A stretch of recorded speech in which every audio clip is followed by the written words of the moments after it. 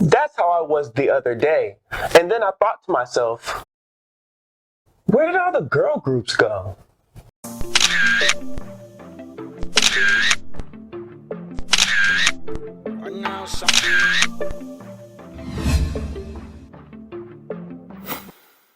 What's good, y'all? It is yours truly, Rick the Prince, and welcome to Surface Town. I hope you all are doing great. Please don't mind the roughness. They got people standing in lines.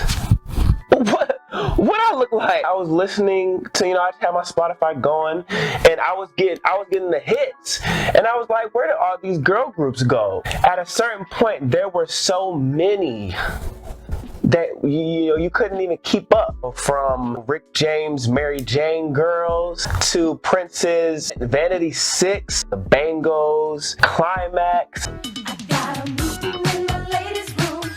Now that was before y'all time, but Rick, that was before your time too. When it came to the 90s, I'm gonna just name this list off as quickly as I can.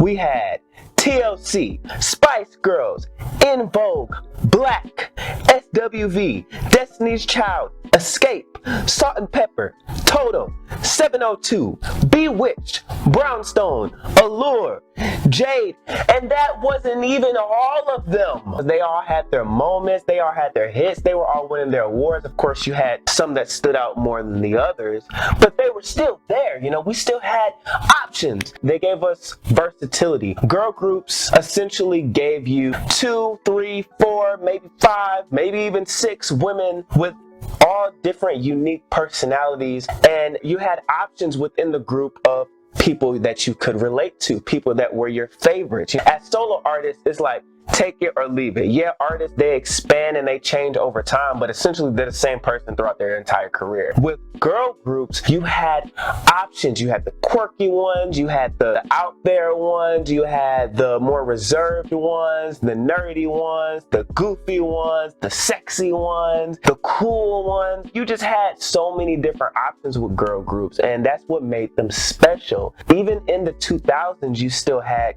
girl groups like 3OW, Black, that were still, pushing. The Pussycat Dolls, Danity Kane, Alan AJ, if y'all were with that, you had the Cheetah Girls, you feel me? It was just so much that you could pull from. And yes, from the 90s to the 2000s, you saw a great decline. I mean, even Destiny's Child, when Destiny's Child broke up, when Beyonce went solo, well, they all went solo, but, Beyonce went solo. And then you had TLC that broke up prematurely due to the passing of Left Eye. Just a bunch of groups from the 90s just kind of disappeared, sorta. You had a lot of people from the 90s that were starting to do reality shows like Salt-N-Pepa. And TLC at one point was doing a reality show as well. We've gotten to our lowest point in the 2010s. Like, I was researching and I could not find that many girl groups. I mean, you got Lil Mix, they're still doing something right now. Fifth Harmony broke up. We have the City Girls.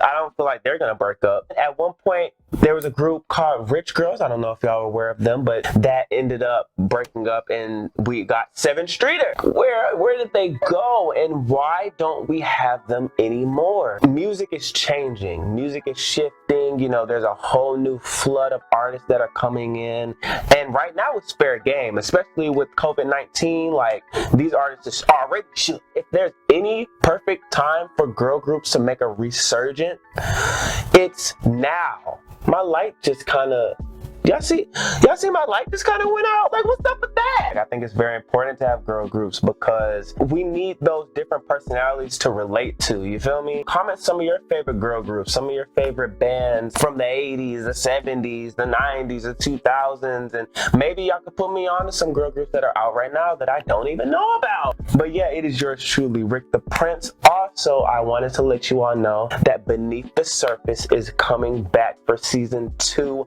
this Friday. Now, due to COVID-19, we're not doing the normal videos that we did in season 1. If you guys have not checked out Beneath the Surface, it is where I interview indie artists. We've started in the Atlanta area, and we've just been interviewing different indie artists from all genres all across the board. It was pretty successful. Last year we did season 1 of Beneath the Surface. We had 15 artists, and this week, which is May 8th, this Friday, I don't know whenever y'all watch this video, but we will be coming back with season 2. I am doing an IG live season, Instagram live. If y'all not following me on Instagram, make sure y'all find that in the description. It will take you right to it. Make sure y'all follow me. We are going to be doing the IG live season where we're going to be talking to artists. This actually opens up the doors to artists that, you know, can't come on my set and film, and just talk to them about their music, their journeys and things like that, and why they do what they do. You know, maybe one day I can have a girl group on there, you feel me? So make sure y'all check that out. Follow me on Instagram to keep up with all the updates, and yeah, make sure you subscribe, share. It is yours truly, Rick the Prince, and we are out. So I creep, yeah, just keep it on down.